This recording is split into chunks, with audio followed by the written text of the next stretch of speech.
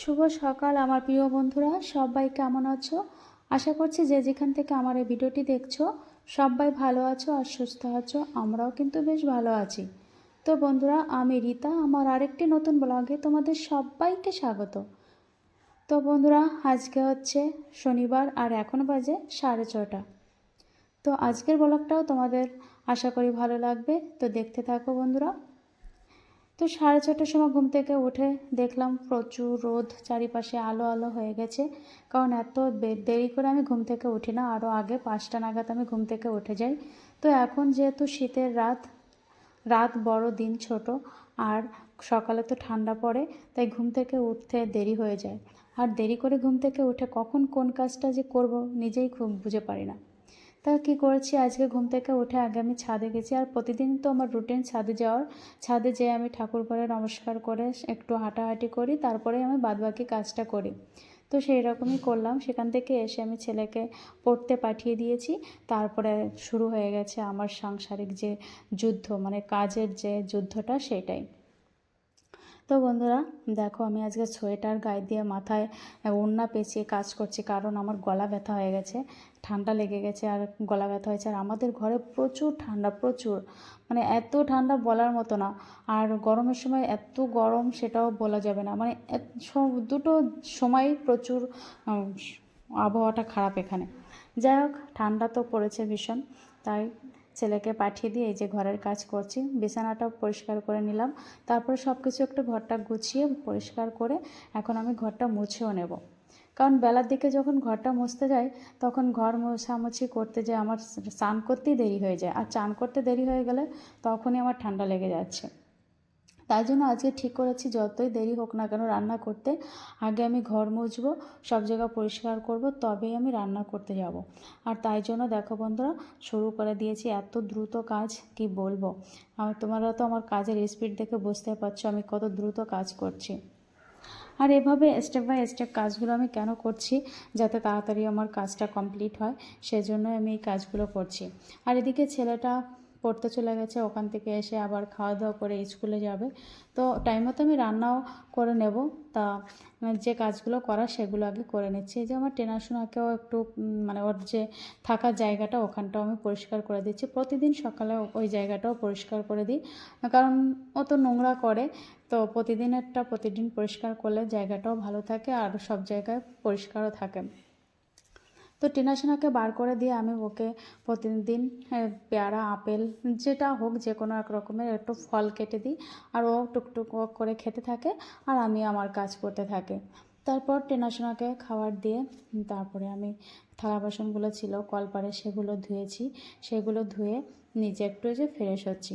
আর সকালবেলা যেহেতু মানে হাতে পায়ে টান টান লাগে, তাই একটু ক্রিম ট্রিম এগুলো না লাগালে না ভালোই লাগে না, কেমন চেটচেট করে যায়।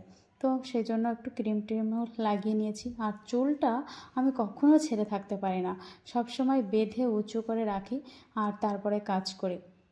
তো বন্ধুরা, বাড়িতে তো আমার কাজের লোক নেই, আমি নিজেই আমার সব কাজগুলো করে নিই। আর আমার ভালোও লাগে কাজ করতে, আমার কোনো অসুবিধা হয় না। তো এখন আমি রান্না বসিয়ে দিচ্ছি, আর রান্না করব সিদ্ধ ভাত। তাই জন্য আমার কাজ মানে সিদ্ধ ভাতটা বসিয়ে দিয়ে আমি বাদবাকি কাজগুলো করব, এটাই আমি মনে করেছি। আর কেন করেছি, যে ভাতটা মানে অন্য অন্য সব সবজি রান্না করতে গেলে তাহলে আমার দেরি হবে, তাই ভাতটা শুধু যদি আমি সিদ্ধ ভাত করি, তাহলে আমার ভাতটা চাপিয়ে দিয়ে আমি অন্য কাজটা করতে পারবো। তো ভাত চাপিয়ে দিয়ে এই যে প্রথমে আমি চলে এসেছি বেসিনটা পরিষ্কার করতে, কারণ বেসিনটা একটু নোংরা হয়েছে। তো বেসিনে আমি হারপিক দিয়েই পরিষ্কার করি, অন্য কিছু দিয়ে পরিষ্কার করলে না আমার মনে হয় না মানে ভালো পরিষ্কার হচ্ছে না। তাই জন্য আমি হারপিক লাগিয়ে রাখি, 2-1 মিনিটের জন্য হারপিকটা লাগিয়ে রেখে তারপরে আমি বেসিনটাকে ঘষে পরিষ্কার করি। একদম চকচকে, মানে নতুনের মতন হয়ে যায় বেসিনটা, খুব সুন্দর পরিষ্কার হয়ে যায় যদি হারপিক লাগিয়ে পরিষ্কার করা হয়। আর আমি ওই জন্য হারপিকটাই লাগাই। তো বেসিনটা পরিষ্কার করার পরই আমি ঘরটা মুছবো, সেটাই মনে করেছি। আর যে কাজই করছি না কেন, কাজ করছি আর বারবার আমি ভাতের কাছে দিয়ে দেখছি ভাত ঠিক হচ্ছে কিনা। এর মধ্যে আমার ভাগনা, মানে ননদের ছেলে, ও এসেছে। ও এসে আমাকে বলছে, বাপি দেখো, মানে আমাকে মামি না বলে বাপি বলে। তো বলছে, বাপি দেখো টিনা সোনা খাবে। তো তো ওকে আমি বললাম ঠিক আছে তুমি কিছু একটা খাবার নিয়ে টিনা সোনাকে খাইয়ে দাও। তো ও টিনা সোনাকে খাইয়ে দিচ্ছিলো, ওর সঙ্গে খেলা করছিল। আর আমি এই যে এখন ঘরটা মুছবো, তাই জন্য মোছার জিনিস আনতে গেছিলাম। দোতলায় ছিল মোছার জিনিসটা, তো ওটা আনতে গেছিলাম আর ওখান থেকে নিয়ে এসে যে ঘরটা মুছছি। তো আমার এই ভাগনাটা বলছে বাপি তুমি যে ভাত বসিয়ে দিয়ে কাজ করছো, তো ভাত যদি পুড়ে যায়। তা আমি বলছি না না ভাত পুড়বে না, ভাতের জল আছে। আর আমি বারবার যে দেখে আসি ভাত উতল আসছে কি পুড়ে যাচ্ছে এটাই দেখছি। আর তার ভিতর তোমার দাদাভাই তো ফোন করেই যাচ্ছে, আমার কানে হেডফোন লাগানো রয়েছে, আমি কথাও বলছি তার সঙ্গে কাজও করছি। মানে আজকে আমি কেমন ও তাড়াহুড়ো এদিক থেকে ওদিক কী কাজ কখন করব সেটাই বুঝতে পারছি না। দেরি করে ঘুম থেকে উঠলে এদিন মানে প্রতিদিনই আমার, যদি আমি কোনো দিন দেরি করে ঘুম থেকে উঠি তাহলে এরকমই তাড়াহুড়ো লাগে, মানে কোনটা রেখে কোনটা কাজ করব আমি নিজেই বুঝি না। কিন্তু আজকে দেখছি আমাকে এইভাবে যদি কাজগুলো না করি, ভাতটা বসিয়ে দিয়ে এই কাজগুলো যদি না করি পরে করতে অসুবিধা হবে, মানে টাইমই পাবো না আমি করতে। তাই জন্য আমি সিদ্ধ ভাত বসিয়ে দিয়ে এই কাজগুলো করছি। তো বন্ধুরা এত সময় ধরে তো তোমরা আমার ভিডিওটি দেখলে, তো আমার ভিডিওটি তোমাদের কেমন লাগছে অবশ্যই কিন্তু কমেন্ট করে জানিও। তোমরা যদি কমেন্ট করে জানাও যে ভিডিও কেমন হয়েছে বা ভালো কি মন্দ এরকম যদি জানাও, তাহলে আমি বুঝতে পারবো যে আমার কী ধরনের কীরকম ভিডিও দিতে হবে। তারপরে দেখো বন্ধুরা ঘরটা আমার মোছা হয়ে গেছে, সেই সঙ্গে ভাতটাও কিন্তু হয়ে গেছিলো। ভাতটা উপর দিয়ে আমি আমার এই ভাগনাকে নিয়ে ছাদে চলে এসেছি। আর এসে কালকের যে কিছু জামা কাপড় ছিল, মানে আজকে নাড়লে কালকে সেদিন আর শুকায় না, তার পরের দিন শুকায়। তাই জন্য কী করেছি, ওই জামা কাপড়গুলোকে রোদে দিয়েছি। আর কিছু জামা কাপড় যেগুলো আমি সকালে ছেড়েছি ওই জামা কাপড়গুলো ধুয়ে নেড়ে দিয়েছি। নেড়ে দেওয়ার পরে এই যে আমি চলে এসেছি ঠাকুরঘরে, ঠাকুরঘরটা পরিষ্কার করলাম, মুছলাম। এটা কেন করি, প্রতিদিন চান করার পর যদি এসে আমি ঠাকুরঘর মুছি বাসন মাজি তাহলে অনেকটা টাইম লেগে যায়। তাই আমি সকালে জামা কাপড় মানে ছাড়ার পরে আমি ঠাকুরঘরে চলে আসি ঠাকুরঘর মুছতে এবং থালা বাসনগুলো ধুতে।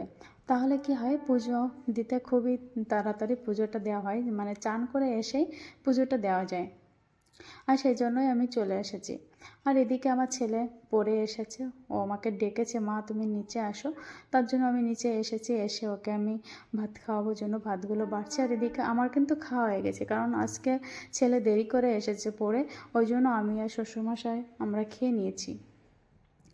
আর এখন আমি ছেলেটাকে খাওয়াবো। তো ছেলেটাকে খাওয়ানোর পরে আমার আর বেশ কিছু কাজ ছিল, তো সেগুলোর কাজ করার সময় আমি আর ভিডিওটা করিনি। তো সেই কাজগুলো করার পরে এই যে চান করতে চলে এসেছি বন্ধুরা। চান করে তারপরে ফ্রেশ হয়ে আবার পুজো করব। আর এখনও কিন্তু আমি দুপুরের রান্নাটা করিনি।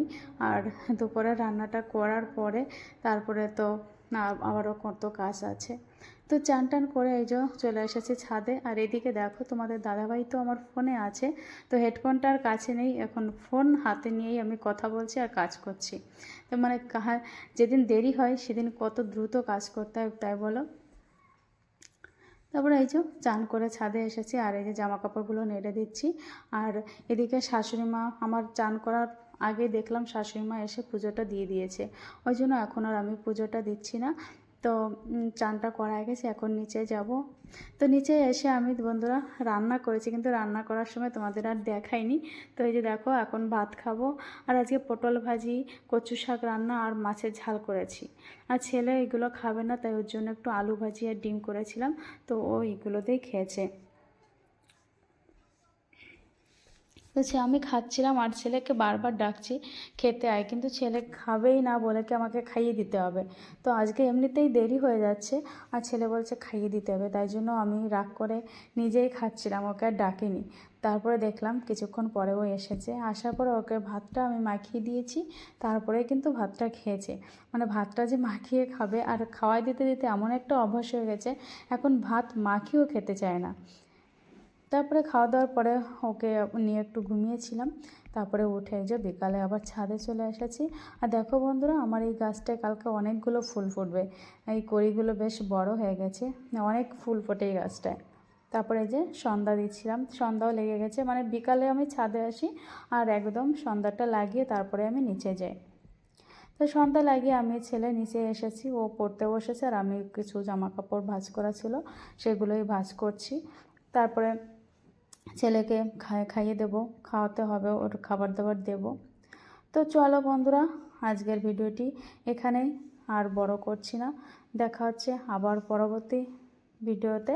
ততক্ষণে সবাই ভালো থেকো, সুস্থ থেকো। এখন 11টা বাজে। Good night.